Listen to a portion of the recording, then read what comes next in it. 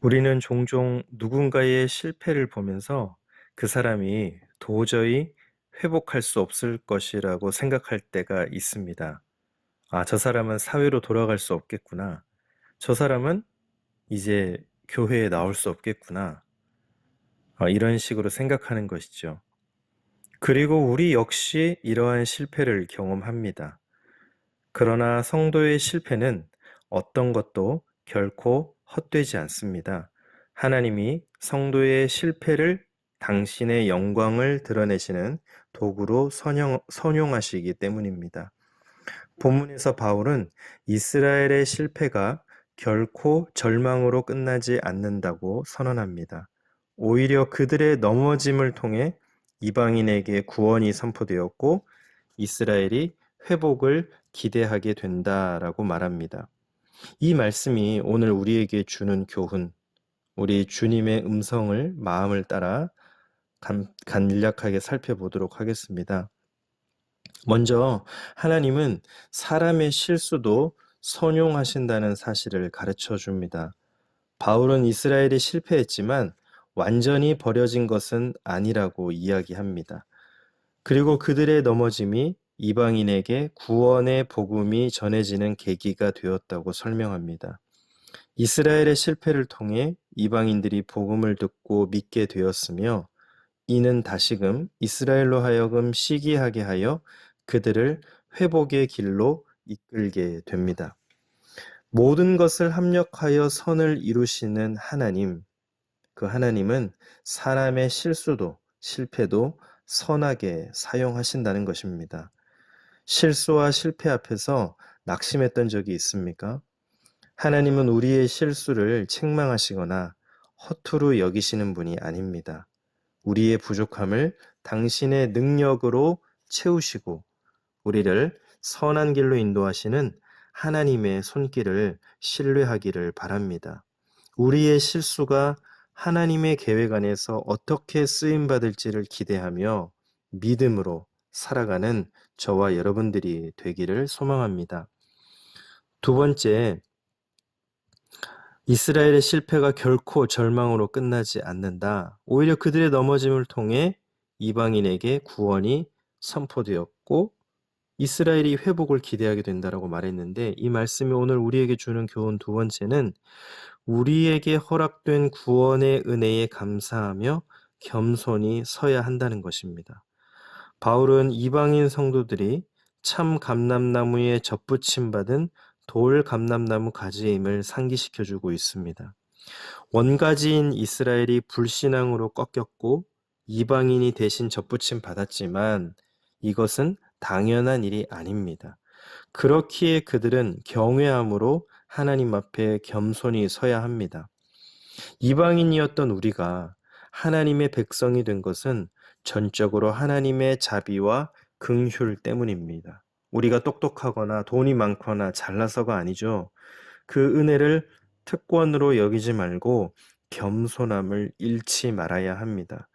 자녀됨의 특권은 자랑이 아니라 책임이며 그리스도 안에 붙어 있을 때만 생명이 있다는 사실을 잊지 말아야 합니다.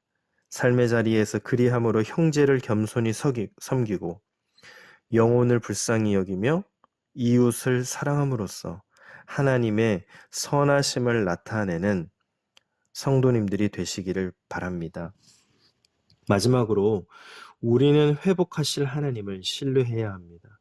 오늘 본문에서 바울은 하나님이 이스라엘을 회복시키실 능력과 계획을 가지신 분이라고 이야기합니다.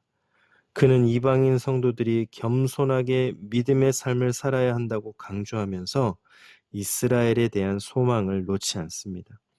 만일 이방인이라는 돌 감람나무 가지가 접붙임을 받을 수 있었다면 원가지인 이스라엘도 다시 접붙임을 받을 수 있다라고 말하는 것입니다.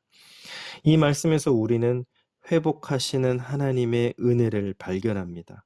모든 사람은 하나님의 형상대로 창조되었습니다. 이것은 모든 사람을 향한 하나님의 크신 사랑을 반영합니다. 하나님은 죄인이 복음을 듣고 믿어 돌아오면 기꺼이 받아주십니다. 회복의 은혜를 베푸시는 아버지 하나님이시기 때문입니다. 은혜의 복음으로 죄인들을 부르셔서 구원하시고 깨어지고 상처 입은 세상을 회복하실 하나님의 일하심을 기대하시기 바랍니다. 또 그 기대를 품고 사랑과 은혜를 나누시기 바랍니다. 우리가 사람을 바라보면, 세상을 바라보면 소망이 없죠. 그러나 그 깨어지고 상처 입은 세상 가운데 오히려 그것 때문에 우리는 회복하실 하나님, 또 그것을 통해서 복음을 전하실 하나님, 또 그 세상을 치유하시고 회복하실 하나님을 기대하고 또 그 기대를 품고 사랑과 은혜를 나누는 것입니다.